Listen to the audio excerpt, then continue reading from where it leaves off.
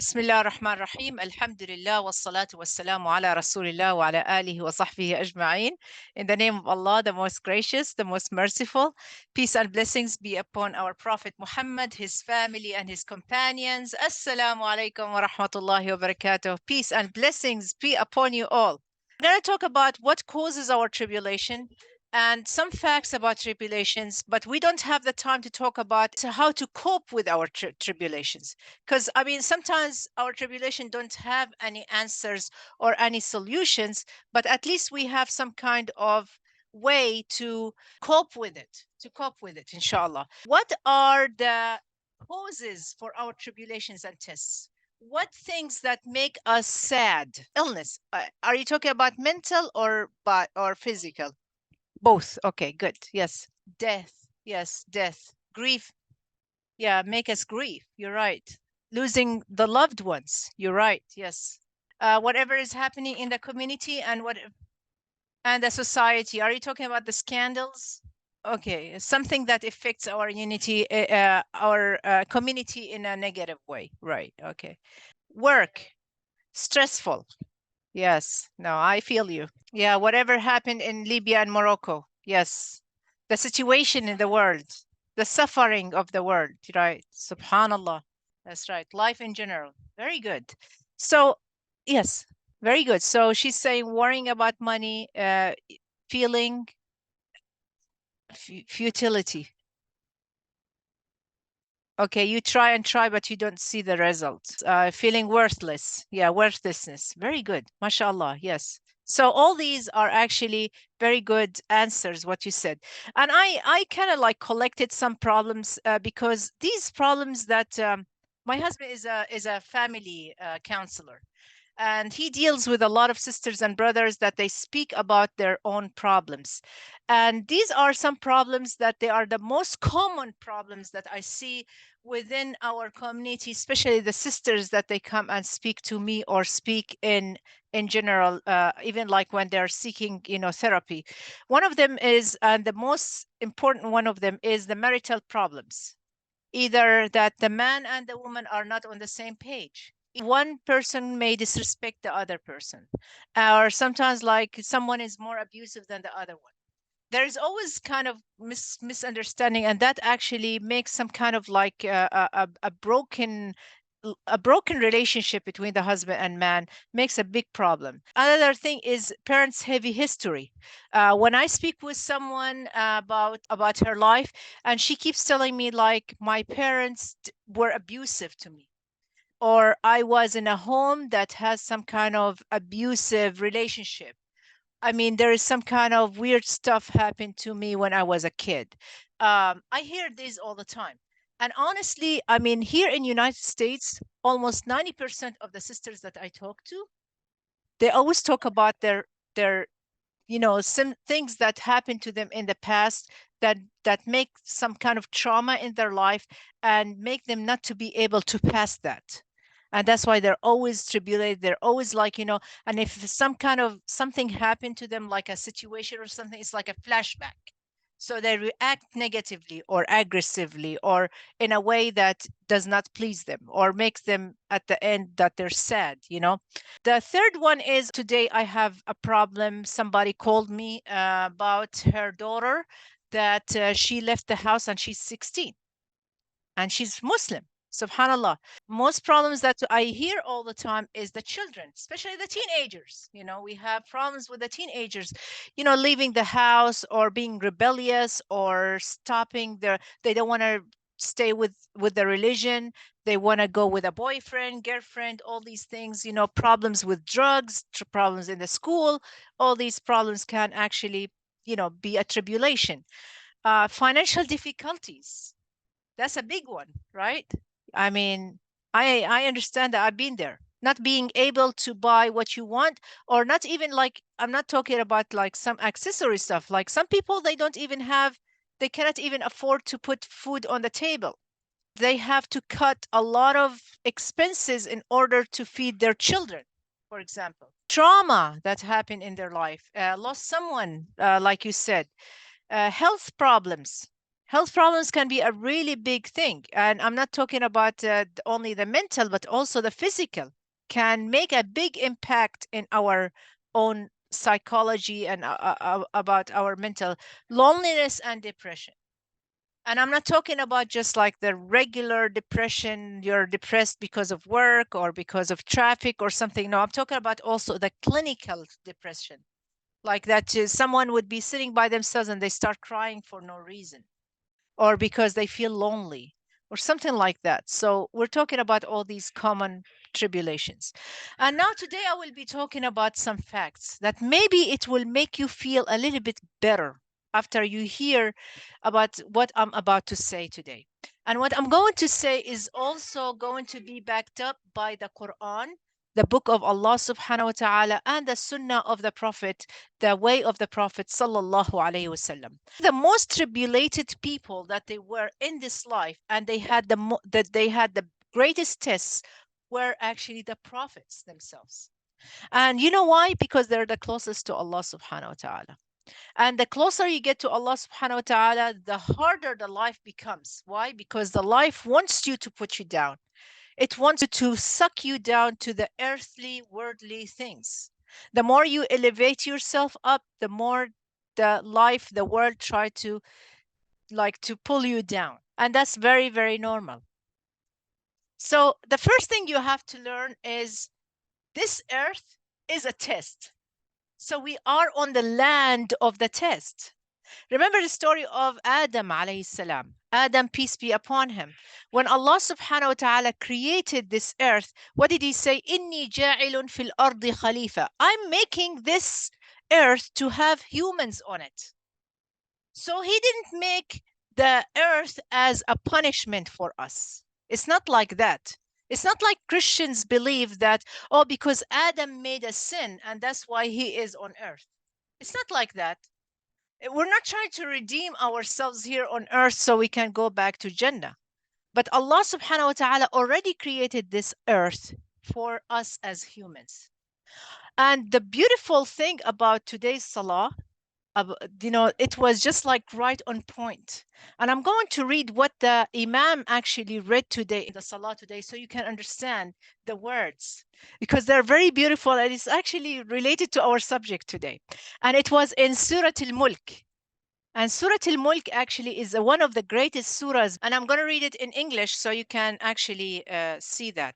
Says, blessed be who holds the reins of kingship in his hand, who has power over everything, Allah subhanahu wa ta'ala, who created what? Death and life in order to try you. So life and death is actually a trial for us. It is a trial for us. Think about it this way. We're all in here in a classroom. Okay, we're all students. We're learning from our mistakes. We're learning from the knowledge that we get from our parents, from the society, from everything that we hear about, right? Or think or experience, right? And each person has a paper of the questions. Some of them are hard questions. Some of them are easy questions. But that doesn't mean the one who has the easy questions are going to be answering all the questions correct. Right? It doesn't work all the time. Some people have a very easy life, but they fail in answering most of the questions, right? And some people who have a very hard questions, hard life, hard test, but they answered correctly. So it's up to us what we really want, subhanallah. So he says over here to try you to see who you are the best of deed. He is almighty and forgiving, subhanallah. So that was the surah that he was reciting today. And he started with these ayahs. And I was like, subhanallah, I was just, discussing this with my husband yesterday about today's subject. And he said, why you don't just talk about Surah Al-Mulk? And, subhanallah, I prepared something, but I didn't prepare for Surah Al-Mulk. And then the Imam was actually reciting it. How beautiful that is, subhanallah. The ibtila, the tribulation, is a part of life. And Allah subhanahu wa ta'ala says in the Quran, A'udhu billahi minash shaitan rajim, and we will surely test you with something of fear and hunger. Fear, hunger, loss of wealth, financial difficulties, and lives, loss of beloved and loved ones, subhanallah, and fruits. But give good tidings to the patients, to the ones who are really patient, who, when disaster strikes them, say, indeed we belong to Allah. Inna lillahi wa inna ilayhi raji'un. Indeed we belong to Allah, and indeed to Him we will return. Those are the ones upon whom are blessings. Look at that. Allah subhanahu wa ta'ala did not stop the ayah over here. They say just inna lillahi wa inna ilayhi raji'un. But no, there is a reward for that. Says, those are the ones upon whom are blessings from their Lord and mercy, and it is those who are guided. Allah will guide you at the end. Subhanallah. That's in the Quran, in the book of Allah. Second, tribulations supposed to be a lesson for us, to make us better. Just think of it like this. If you see how they mold the gold, and they take, or the iron, or they mold, or they try to extract the copper from the stones or from the rocks that they extracted from the earth, right? What do they do? So how can you get a pure copper or a pure iron or a pure gold? Melt it. How do they melt it? With fire. With fire. It's very painful, by the way. It's a painful process too. And then after that, if they wanna make some kind of shape of a vase or a sword or something, they put it in what do you call that? A mold, right? And then long time ago they used to hammer it, right? The blacksmith, they used to hammer the things so they can make it more of the shape that they want. And it's a painful process in order to look nice and pretty, and it looks the way that it is intended. Test is like that. It hammers you sometimes. It crushes you sometimes. It burns. It hurts. But then what? Makes you a better person, a stronger person, with a person with a great personality, character, a leader. That's they call it the cycle of the hero. Have you heard about that? The cycle of the hero. I learned this back in the school. The cycle of the hero is like, a person is born and then they go through some trauma in their life, or like if he was really poor or something like this, and then what happened is, this trauma makes them a better person. They reject everything in the beginning. That's what happened. I mean, if you watch the Marvel movies and try to see like the stories of how Spider-Man became a Spider-Man, or the Flash, or the Superman, or something. It's always have this idea that is like, someone who had a very bad test, right? And they kind of like reject everything and they don't want anything, but then after that something pushes them back into the track, and they start being a better person, and then after that they become the hero that they're supposed to be saving the world. That's called the hero cycle. And all of us actually are going through this to be better person. We're all our heroes in our own stories, in our own words. Whether a mother is raising her children, whether a manager in at a workplace, okay, whether an imam, even imams get tested. Nobody's immune. Nobody has this immunity, right? And I'm going to tell you the story of who? Of Sayyidina Jonah, Yunus alayhi salam. He was tested, and he was a great hero, subhanallah. And even the Prophet ﷺ, he forbade his Sahaba to say, I am better than Jonah because I listened to Allah and his commands. Because Jonah is actually a great hero. He fell, he was in the tummy of the whale, right? And he was, he could be dead there, subhanallah. And Allah subhanahu wa ta'ala raised him back. And then he went back to the city. And guess what? He is the only prophet that his people all believed, and they were saved from the punishment of Allah subhanahu wa ta'ala. You know that? So Sister Carissa is saying over here, this is a great example to follow with actions. So we don't just say, okay, now I repented and that's it. But we have to follow with the actions to be better and to also prove to ourselves that we are better. And that's what Allah subhanahu wa ta'ala says in the Quran. To لِيَبْلُوَكُمْ أَيُّكُمْ أَحْسَنُ عَمَلًا. So they can test you and try you to see who is the best indeed in their deeds.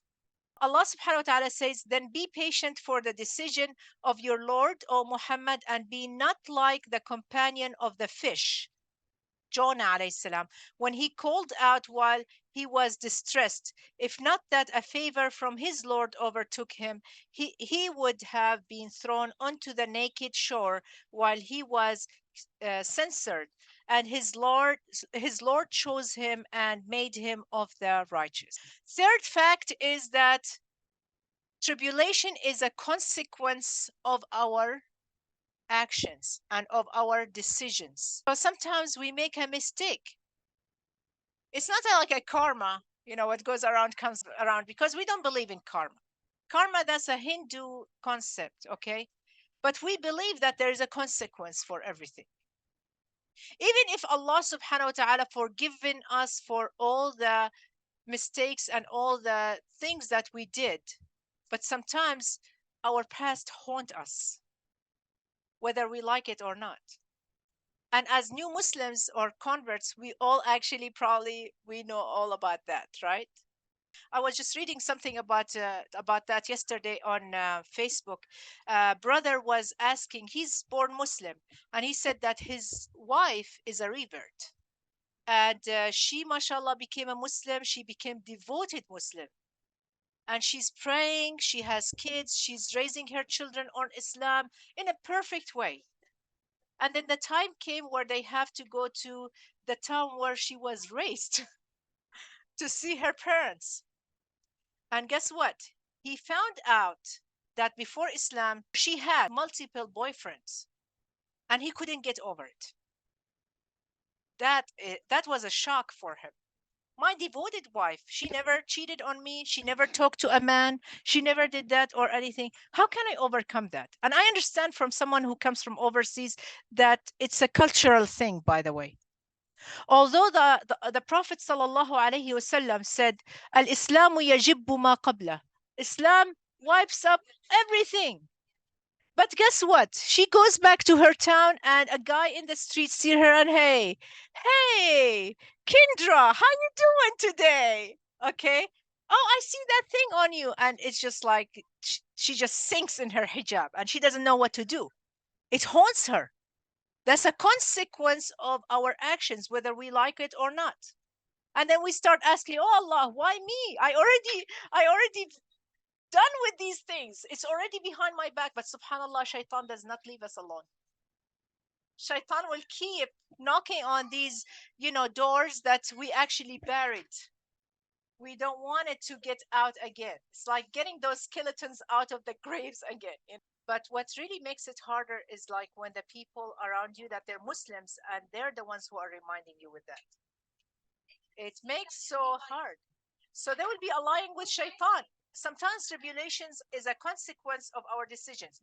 But now this sister, she's having that emotional pressure that happened to her when she went back to her town, and probably the husband also the same way. He felt that his shock. But you know what? They get rewarded for it because it's a tribulation. That's a test, And I'm going to tell you a story that happened, and this actually story you probably read it every Friday on when we read it in Surah Al-Kahf. And this story we don't actually mention a lot. We usually mention the story of Musa alayhi salam with Al-Khidr, but we don't mention this story a lot. And this story actually is just on point of what I'm talking about. So it says, and present to them an example of two men, we granted to one of them 2 gardens of grapevines, and we bordered them with palm trees and placed between them fields of crops. So they became so rich, they have all these crops, everything. Each of the 2 gardens produced its fruits and did not fall short thereof in anything. And we caused to gush forth within them a river. And he had fruits. One of them had more fruits and more crops than the other person. So he said to his companion while he was conversing with him, I am greater than you in wealth and mightier in number of men. And he entered his garden while he was unjust to himself. How would a person like this, saying stuff like this, is being unjust to himself? He's been unjust to the other person because he's been arrogant, and being showing off on him. But how can someone be unjust to himself by saying that? Can anyone tell me? Sahih. Very good. Yes. Not grateful to Allah subhanahu wa ta'ala. Right? Not grateful to Allah subhanahu wa ta'ala. We think that, hey, you know what? I don't have any money. What do I have? So I start complaining. Complain actually makes more depression on you, more stress on you. But while being more grateful and thinking about the little things that you have and thanking Allah subhanahu wa ta'ala for them, you feel great blessings. You feel better. Subhanallah. It helps you even emotionally. Just saying thank you, Allah. Thank you for the air that we breathe. Thank you for the ceiling that we have on our heads. We're not homeless. Thank you, Allah, for the food that we eat. Thank you, Allah, for the sisters and brothers that we have here. Thank you for the family members that we have that support us. And he entered his garden while he was unjust to himself. He said, I do not think that this will perish ever, and I do not think of the hour will occur. And even if I should be brought back to my Lord, I will surely find better than this as a return. His companion, the one who has less fruits, he didn't get mad. He didn't take it personal. He saw what's the problem here. The problem is not just being an oppressor on him, but he's being oppressing himself. He said, his companions said to him while he was conversing with him, have you disbelieved in he who created you from dust and then from a sperm drop and then proportioned you as a man? In other words, all what you have this over here is not yours. Allah gave it to you. It's not because you have it, not because you made it. The money that we earn is not because we earned it from our hands. It's because Allah subhanahu wa ta'ala made it happen for you. Alhamdulillah for the job that we have. But as for me, he is Allah, my Lord, and I do not associate with my Lord anyone. Look over here. And then after that, he tells something very important. He said, and why did you, when you entered your garden, not say what Allah willed has occurred? You did not say, MashaAllah, la hawla wa la quwwata illa billah. There is no power except in Allah.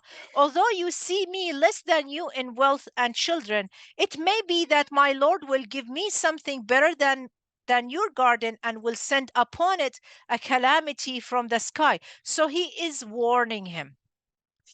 Guess what? Every time we do something wrong towards ourselves, Allah always gives us a warning. It's up to you to pay attention to that warning. Many of us don't pay attention to the warnings.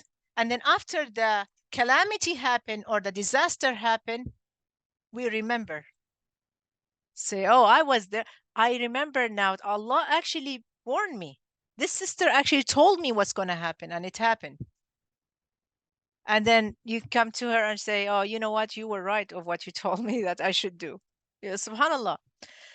So it may be that my Lord will give me something better and it will become a smooth, dusty ground, or it is for your garden, and its water will become sunken into the earth. So you would never be able to seek it. So what happened? That person didn't listen. And that exactly what happened to what the man told him that would happen, because he wasn't grateful to Allah subhanahu wa ta'ala, and he was not believer. Anyone has a little bit of arrogance in his heart is considered actually shirk, as the scholars say. Shirk means polytheism. It's like putting yourself with Allah. You're associating yourself, the ego, with Allah subhanahu wa ta'ala. So we should be humble to Allah. We should humiliate ourselves and thank Allah. Thank Allah. And his fruits were encompassed by ruin, so he began to turn his hands about.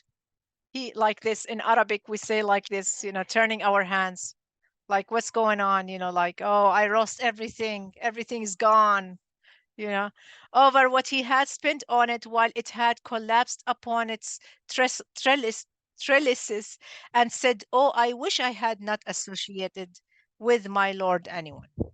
So now he feels guilty. It is a consequence. Calamity can be a consequence, could be a punishment from Allah, or could be a lesson for us. Tribulation has a great reward. And I'm going to tell you what the Prophet ﷺ said over here. Never a believer is stricken with a discomfort and illness, an anxiety, a grief, or mental worry, or even the pricking of a thorn, but Allah will expiate his sins on account of his patience. The more you are patient in your tribulation, the more the reward is. The more the reward is. Subhanallah. The last thing, inshallah, and will be done for today, is your story is a small part of a bigger story.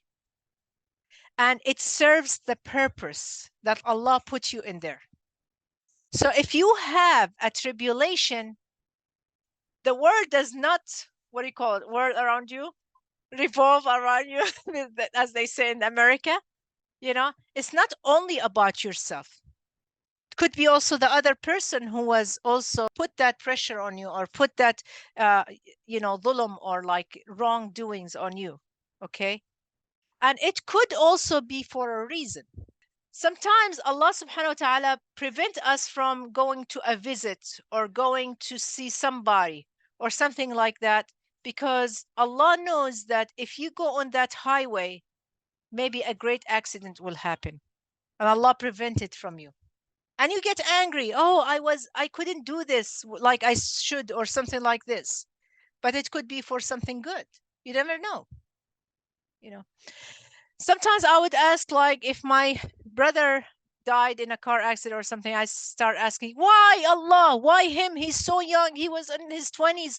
He could have had a great life and everything. And we exaggerate in our feelings and our anger and our, sadness. But when we know about the qadr, the destiny, the fate, okay, changes our feelings from anger, from being from exaggeration to acceptance. Accepting that this actually serves a purpose. And maybe I would not know what is the purpose, and maybe I will never know what's the purpose, but it's something for good. Because everything comes from Allah is good. Allah will never give you something bad. Maybe you will see it bad. Maybe the people around you will see it as it is bad. But Allah will give it to you for good. But again, also it could be a consequence for our actions. Allah tell us what is right and what is wrong, and give us the warnings, and tell us, if you do this, there is a punishment or a reward. But it is up to us which road we want to walk. Okay, so there's a story for that. Your story is a small part of a bigger story. The story of Musa and Al-Khidr in chapter 18 of the Quran. And I'm going to read it for you. He said, the Al-Khidr, he told Musa alayhi salam. Musa alayhi salam, he thought that he is the most knowledgeable person in his town, or with his people. Okay, so Allah wanted to show him that there is someone who is more knowledgeable than him. So he brought Al-Khidr to him. So he came to Al-Khidr asking him to teach him.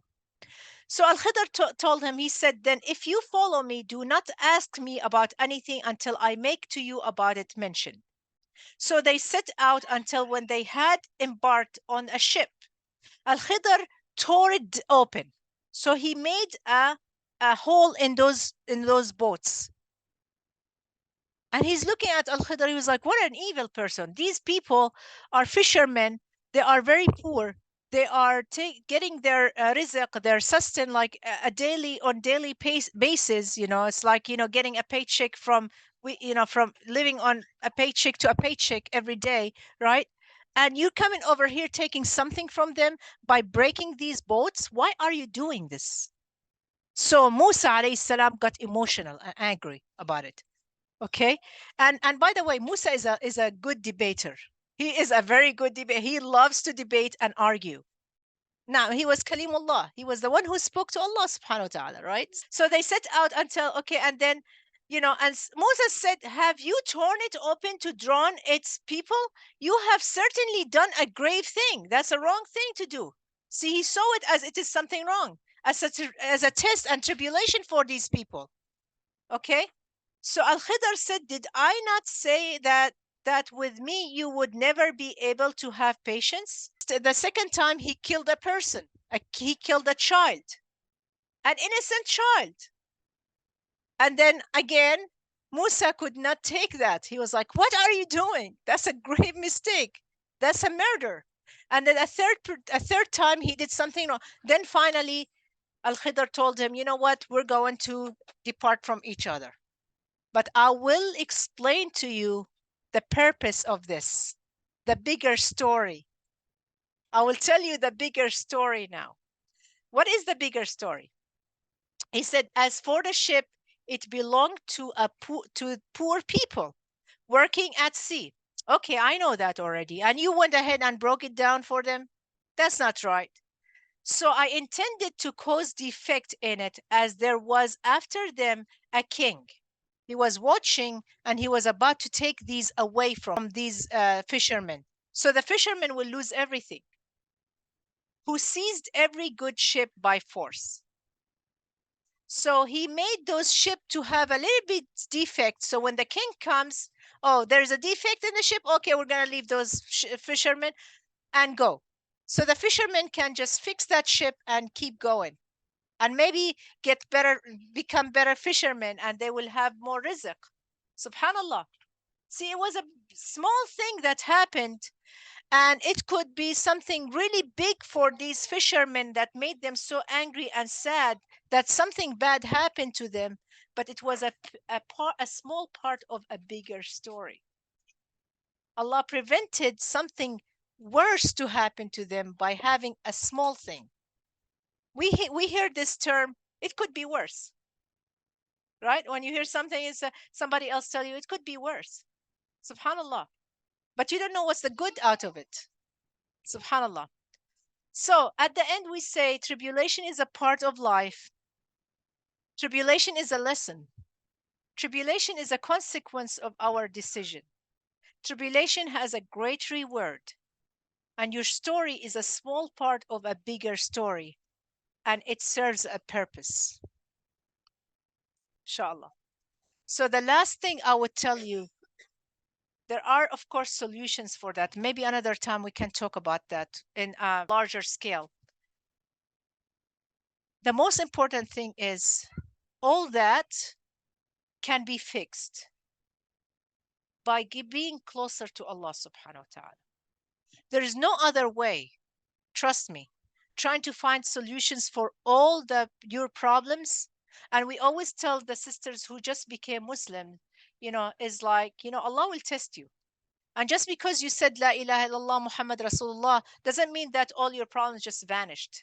The problems are still there. And probably going to be in a higher volume too, But know that Allah is with you. And subhanallah, I remember when I first became Muslim and I was really tribulated by my family, and I felt my iman was higher. I felt I was happier. Yes, I was in a very big stress. I became even homeless at the end. I was abused physically and emotionally by my family. But you know what? At the end, I felt a great reward. I felt I was closer to Allah subhanahu wa ta'ala. And I think that you also felt the same way. And I think that all of us, as I said, you are a hero in your own story. And you are a hero in your own world. So be a hero. Don't make the past haunt you all the time and you just freeze and stop in that bubble. You have to keep going. And know that you're going to see the light at the end of the tunnel. And all what you have to do is just to keep that faith and iman with Allah subhanahu wa ta'ala. Inna ma'al usri yusra. That means every hardship, there is an ease. Even if you see all the doors are closed around you, just look up. There is a window open up there. Subhanallah. And there is a light always. Alhamdulillah. So جزاكم الله خير. أقول قولي هذا. I say this and I ask Allah for forgiveness. If I say something right, then it is from Allah subhanahu wa ta'ala. If I say something wrong, then it is from shaitan and it is from myself, from my ego, and I ask Allah for forgiveness. We ask Allah subhanahu wa ta'ala to ease our tribulations and make us see through our problems, as Sister Aroma said, to see that there is a bigger purpose that we are serving over here. We ask Allah subhanahu wa ta'ala to be with us. We ask Allah subhanahu wa ta'ala to increase our iman, to make the Quran as a spring for our hearts, and to make the Quran as the center of our heart. We ask Allah subhanahu wa ta'ala to better our khuluq, our manners, as He made our beautiful shapes and features. We ask Allah subhanahu wa ta'ala to protect us, to protect our family, to protect our children. We ask Allah subhanahu wa ta'ala to make it easy. We ask Allah subhanahu wa ta'ala to draw us closer to Him. We ask Allah subhanahu wa ta'ala that when we die on Islam. We stay on the truth. We ask Allah subhanahu wa ta'ala for His guidance in every single matter. جزاكم الله خير. قولوا قولي هذا والعصر إن الإنسان لفي خسر إلا الذين آمنوا وعملوا الصالحات وتواصوا بالحق وتواصوا بالصبر وصلى الله على سيدنا محمد وعلى آله وصحبه أجمعين. جزاكم الله خير والسلام عليكم ورحمة الله وبركاته.